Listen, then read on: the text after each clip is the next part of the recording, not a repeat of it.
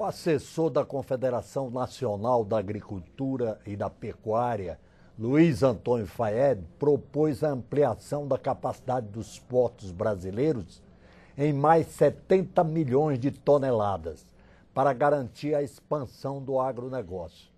Até 2020, segundo aquele técnico, a ampliação equivaleria a 10% de todo o trâmite de mercadoria pelos portos nacionais no ano passado. Ele destacou que em 2010 o agronegócio exportou 63 bilhões de reais. Para debater a ampliação da capacidade dos portos, convidamos os deputados Alberto Mourão, do PSDB de São Paulo, e Zeca Disseu, do PT do Paraná. Deputado Alberto Mourão, dizem que o Porto de Santos já está em processo de saturação. Ele que teve várias ampliações nos últimos tempos. Isso é verdade? Acho que isso não é só o Porto de Santos. A estrutura portuária, a infraestrutura portuária no país está em processo de colapso. Nós temos aí uma necessidade, a própria Confederação Nacional de Agricultura pontuou essa questão da necessidade de crescimento de 10% só para o setor deles, né? O movimento de carga no Brasil, que foi, na verdade, não 700, mas 850 milhões de toneladas, nós vamos crescer 70 só na área da agricultura e remanejar essa infraestrutura, porque além do aspecto de você não estar... E nas outras áreas, o crescimento seria de quanto? Nós temos... 70 bilhões só no agronegócio. E as outras áreas? Até Indústria, geral... 2020, 2024, nós vamos saltar só no Porto de Santos de 2,5 milhões de contêineres ano para 9 milhões. Essa é a demanda crescente até 2020, 2024. Automaticamente, nós temos que investir na concessão de novos portos privados, né? Na reformulação dos portos públicos, vai fazer um novo marco regulatório, senão você não vai conseguir alcançar esses objetivos. E com investimento a três mãos.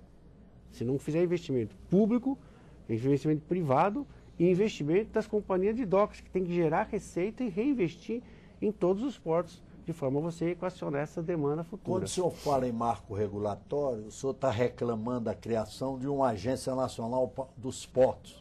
A agência nacional, ela precisa rever esses marcos regulatórios, né? Estabelecer novos marcos regulatórios, porque nós transitamos de uma concessão do tempo do rei, do reinado, onde a gente foi lá para a família Guilhem, depois houve aquela ruptura, e aí a pressão entre o trabalhador e a reformulação do sistema portuário brasileiro, que foi em 93.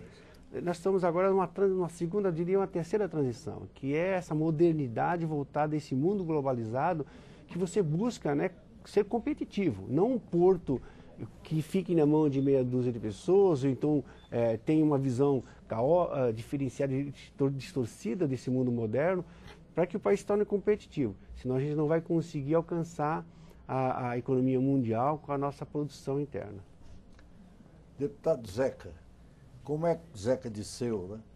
Como é que o senhor vê esse problema dos portos? O senhor que é de um estado que tem um grande porto nacional, um dos portos estratégicos, montados pelo velho Eliseu Batista, né? Que pensava estrategicamente, desde Itaqui, do Maranhão, que é um superporto, até Paranaguá, né? Que é no seu estado, né? No Paraná.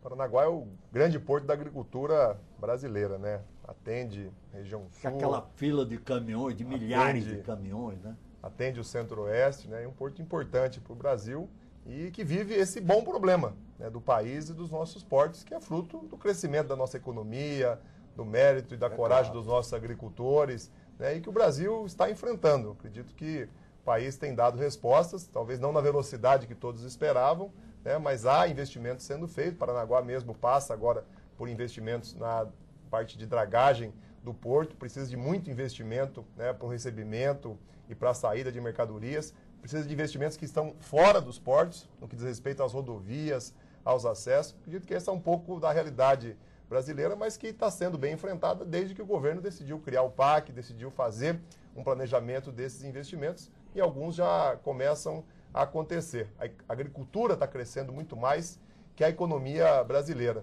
Talvez por isso Paranaguá tenha que ter uma atenção, mereça um destaque, né, bastante significativo no conjunto de portos brasileiros. E eu tenho uma avaliação que não basta apenas melhorar, ajustar, ampliar, modernizar os portos que existem, né? O Brasil precisa de novos portos.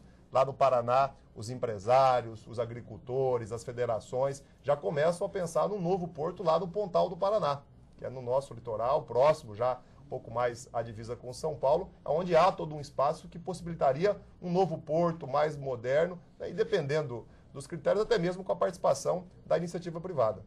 O Brasil é hoje considerado um player em matéria de produção agrícola. O país tem uma reserva de 100 milhões de hectares de terras ainda a explorar, fora o que já é de plantio, não é? Que já é utilizada. Como é que o senhor vê esse problema da ampliação dessa capacidade produtiva no setor agrícola? O Brasil, depois dos Estados Unidos, é o segundo do mundo, né, na exportação na área da agricultura. E tem 20% das terras agricultáveis no mundo todo. Então, automaticamente, vai ter uma responsabilidade muito grande no futuro, estratégica para o mundo, para a questão da alimentação no mundo todo. Automaticamente, o Brasil precisa melhorar uma desorganização logística que nós temos. Infraestrutura. Infraestrutura. 52%. Estradas, você vê os caminhões transportando mercadorias na safra em barro. Não, o pior não é isso, é que você pega uma carga na Bahia agrícola e ela desce até o Porto de Santos para embarcar. Desce no Porto de Santos para embarcar. Salvador tem que ter um porto. Então, qual é a proposta dessa Confederação Nacional na audiência que nós tivemos a semana retrasada? Era uma proposta de você ampliar os portos, que o estudo deles é que 52% da produção agrícola está nos estados do Norte, Nordeste e Centro-Oeste. Automaticamente, o escoamento pelos portos do Nordeste seria o mais viável do ponto de vista econômico, reduziria o custo do Brasil e você se tornaria mais competitivo e você gastaria bem menos. Isto requer investimento e ampliação, como o Zeca falou, de novos portos ao longo desta costa do Norte e Nordeste brasileiro, fazendo com que os portos de Paranaguá, que possam reduzir essa carga de granéis, passe a operar com cargas de containers, outros tipos de coisas, que são, na realidade, a vocação desses portos do Sul, desde o Rio Grande do Sul até aqui na costa do Rio de Janeiro, que automaticamente o Espírito Santo, para poder dar sustentação à questão do petrolífero, à questão de containers, volto a falar, que é uma carga especial. Então, a gente precisa reordenar esse espaço, mas precisa investir atrás. Não adianta só melhorar os portos. Ferrovia e rodovia é fundamental para você acessar esses portos. O programa Brasil em Debate ouve os deputados Alberto Mourão, do PSDB de São Paulo, e Zeca Disseu, do PT do Paraná, sobre a ampliação do sistema portuário do país. Este programa é também transmitido pela Rádio Câmara. Deputado Zeca Disseu. Tem um dado que me preocupa bastante, né? 70% das cargas que chegam, por exemplo, ao Porto de Paranaguá, elas vêm pelo modo rodoviário, né? Então a ferrovia tem que ser, né, uma alternativa para o transporte, né? Essas filas de caminhões que nós estamos vendo é algo, né, equivocado, né? Porque há uma quantidade muito grande de produção sendo transportada por caminhões. É claro que depende de investimentos nas ferrovias. A Valec mesmo acabou de publicar agora um edital, onde está se estudando, está se elaborando, de fato, um projeto para transformar a Ferroeste, que é uma rodovia do estado do Paraná, em Ferrosul, ligando aí o Mato Grosso do Sul, desde Maracaju, né, até Guaíra, na divisa com o Paraguai, chegando até Cascavel e indo até Paranaguá. Não tem sistema ferroviário. Não.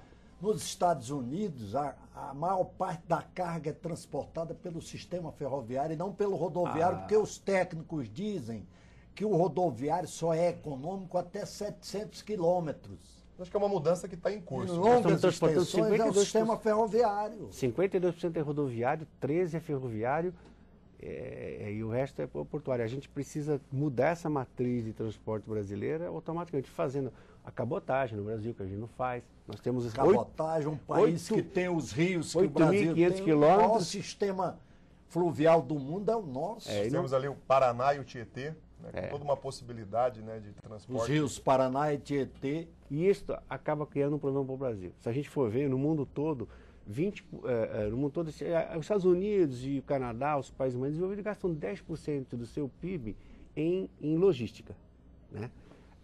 A China e os países novos aí estão gastando 17%, 18%. O Brasil gasta 20%. Você tem uma gordura para reduzir custo do Brasil. Precisa reorganizar a logística brasileira. Então, a gente fica falando que o dólar, esse dólar baixo, tem prejudicado a exportação, né? A gente tem criado problemas para o Brasil. Mas, na realidade, é a desorganização produtiva que é mais responsável por isso. Porque nós temos altos impostos e uma logística inadequada que faz com que o custo do Brasil seja maior e a gente não se torne competitivo. Então, antes de a gente começar a reclamar só do dólar, temos que olhar que nós fizemos uma lição de casa. Melhorar a nossa logística para poder se tornar mais competitivo no mercado internacional. Você vê o país que tem hoje, porque o Centro-Oeste é a grande fronteira agrícola do Brasil. O Paraná é um grande estado produtor agrícola, mas com a exploração do Centro-Oeste, graças à Embrapa, que antigamente as terras daqui eram consideradas impróprias para a agricultura. A Embrapa, com uma coisa simples, que é o calcário, tornou extensões de milhões de hectares produtivos, né? E hoje o Centro-Oeste é a grande fronteira agrícola do Brasil, não é? E eu acho que tem um outro ponto que precisa ser O avaliado. caminhão sai daqui e às vezes vai para Paranaguá. Quer dizer, o sistema portuário tem que ter outras opções. Você tem que definir quais são as vocações de cada região produtiva no Brasil. Qual é a necessidade de vocação que tem que se vocacionar cada porto brasileiro? Você viu, o leste da Bahia é um grande produtor agrícola, que eu conheço, já fui lá com parlamentares de lá da região. É um grande chapadões que produzem produção agrícola altíssima e perspectiva de crescer muito mais. Quer dizer, o caminhão sai de lá, vai para Santos e Salvador. Porto de Salvador não pode existir? Eu espero que agora o governo está apresentando o plano. Se encarece o custo do... Demais. Você não torna menos competitivo o nosso produto. A gente já quer ter um plano nacional de logística portuária que fica pronto em setembro, né? O governo está prometendo em setembro apresentar esse plano nacional de logística portuária. O que a gente espera é que nesse plano, lógico que você vai definir quais são os problemas dentro dos portos, num plano nesse, a gente espera que venha isso. O que tem de problemas para chegar aos portos, porque não adianta captar água e fazer a caixa d'água. Se não tiver tubulação, tem que ter tubulação para chegar lá, para distribuir. Para chegar água na caixa d'água. Porto é assim. Não adianta ter produção e ter porto para escoar se não tiver como chegar nesses portos. Ferrovia, né, e isso dentro dessa lógica, com menos custo. Mudar a matriz logística nossa. Tentar o máximo de ferrovia, o máximo de porto e o menos possível de rodovia, porque o Brasil vai crescer sua economia, precisa crescer, é a 7ª economia do mundo, mas para ela dar o salto para a 5ª e 6ª, ela tem que dar um salto enorme, o degrau é grande demais, e para ela crescer no que precisa crescer, ela não tem infraestrutura adequada. Então, acho que a gente tem que, nesse plano nacional, mapear essas demandas que são no entorno de acessibilidade aos portos, para que a gente possa desacelerar os portos. E, óbvio, mexer em algumas coisas básicas, né? Que são graves dentro dos portos. Você tem uma ideia, no Porto de Santos, um navio demanda 935 documentos. Um navio para carregar e descarregar, ele demanda 935 documentos. Só no porto... Burocracia excessiva, né? Excessiva. Você é de um país colonial, lá de 1500, 1600. Não, um país moderno. E que chega ao absurdo de 7 toneladas de papel por ano. Agora, gente, é um respeito ao meio ambiente, que nós estamos derrubando lá para gastar papel à toa. O que você tem que fazer, espero que o projeto do governo, que é Porto Sem Papel, acelere essa implantação em todos os portos brasileiros o mais rápido possível, em nome do meio ambiente, né? Em nome da burocracia que nós implantamos, que é um absurdo, 935 papéis para aumentar um pouco o navio. A ferrovia Norte-Sul, que é uma ferrovia estratégica, está chegando aqui em Goiás já.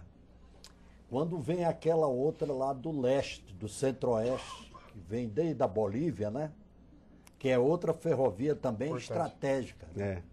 Que passa por cima de uma montanha na fronteira do Brasil com a Bolívia, né?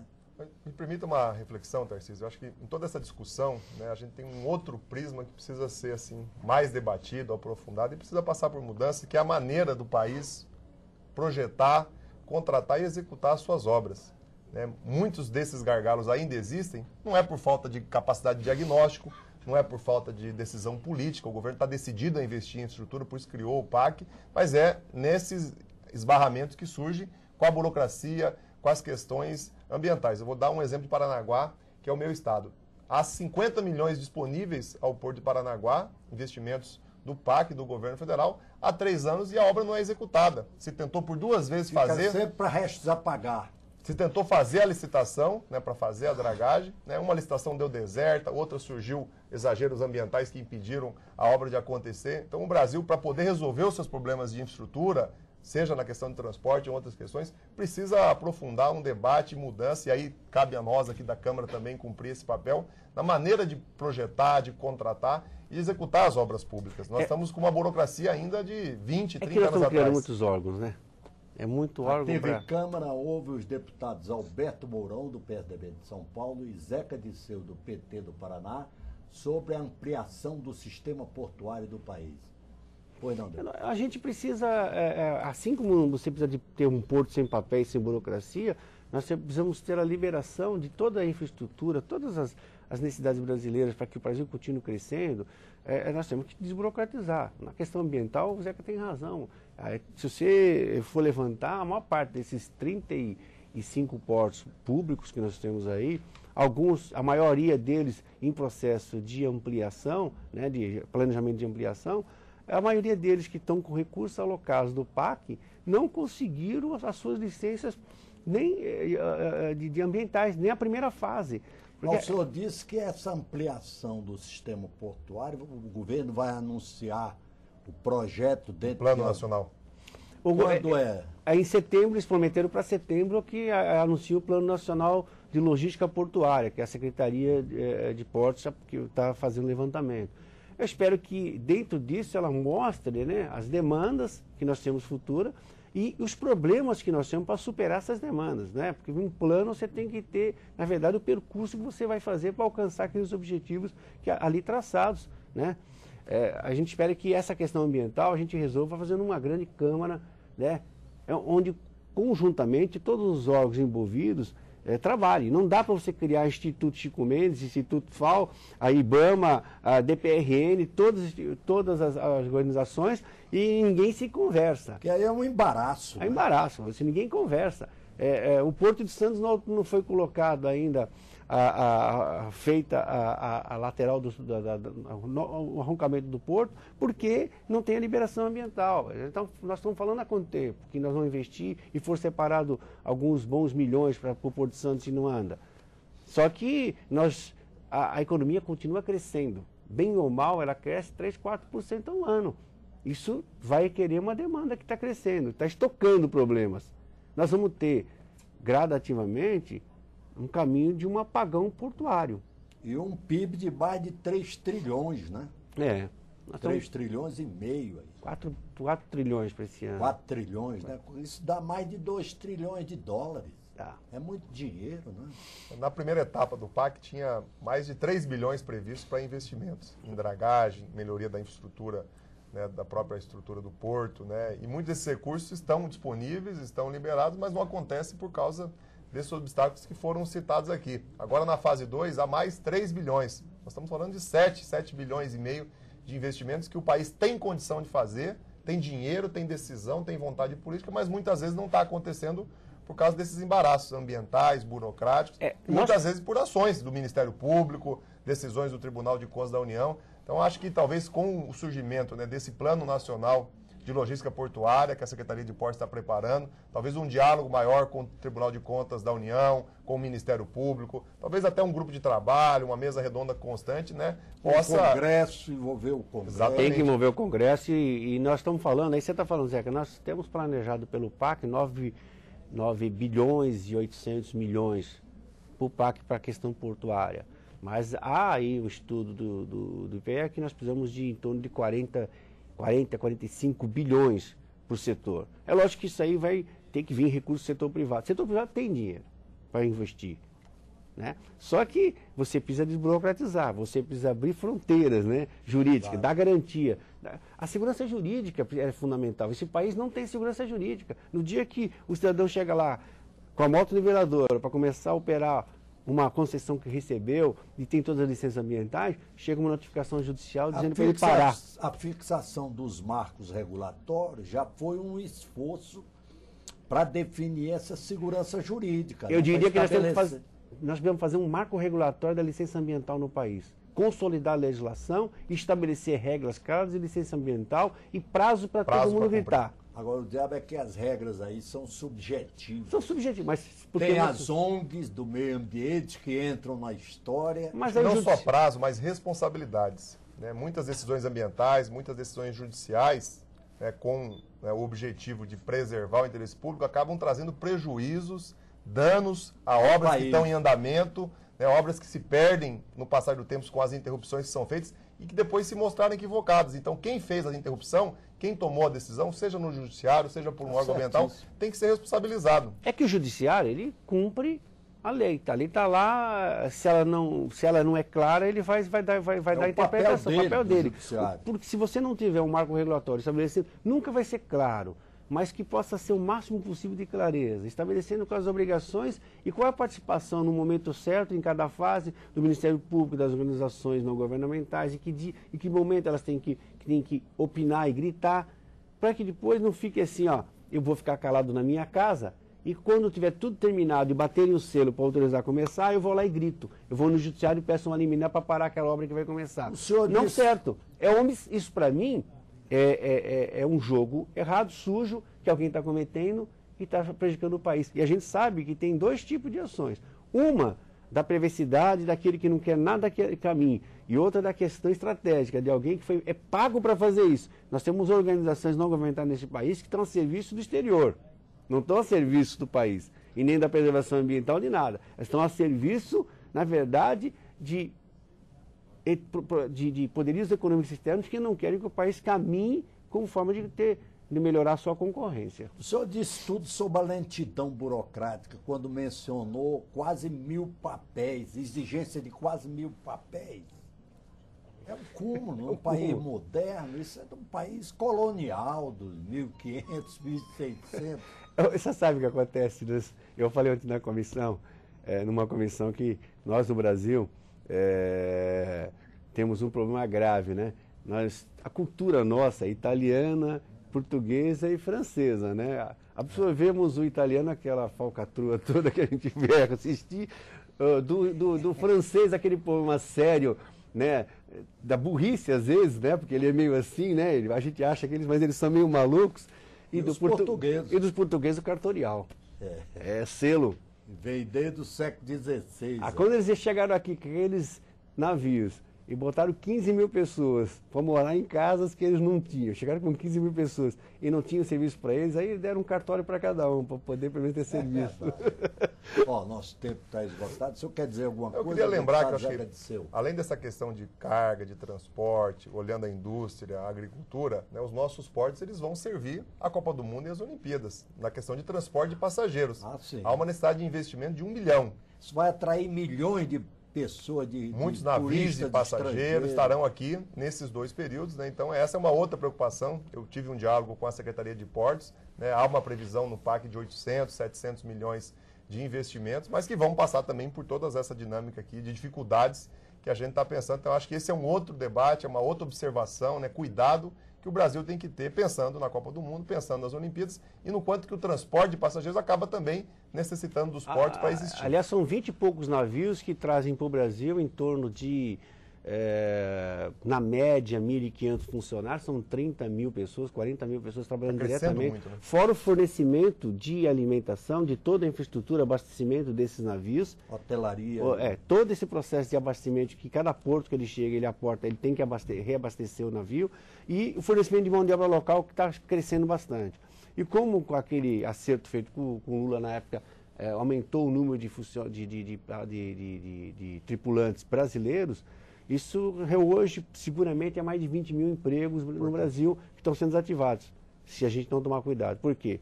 A associação, esse ano que vem, já vai diminuir 20%. Eles estão pedindo para abrir novos portos, novos atracamentos. O que a gente precisa melhorar? Atracadouros. Né? Atracadouros, para poder ter novas opções de cruzeiros, para a gente não ficar fazendo cruzeiros nos mesmos locais. melhorar a segurança da atracação, melhorar a segurança das cidades aonde a gente vai ter atracação.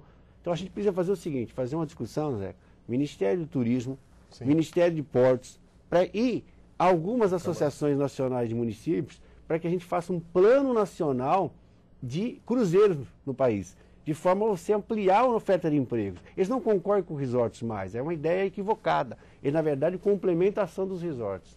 Ó, nosso tempo está esgotado. Eu queria agradecer aqui a presença dos deputados Alberto Mourão, do PSDB de São Paulo, e Zeca Disseu, do PT do Paraná. Muito obrigado pela audiência e até o próximo Brasil em Debate. Este programa é também transmitido pela Rádio Câmara.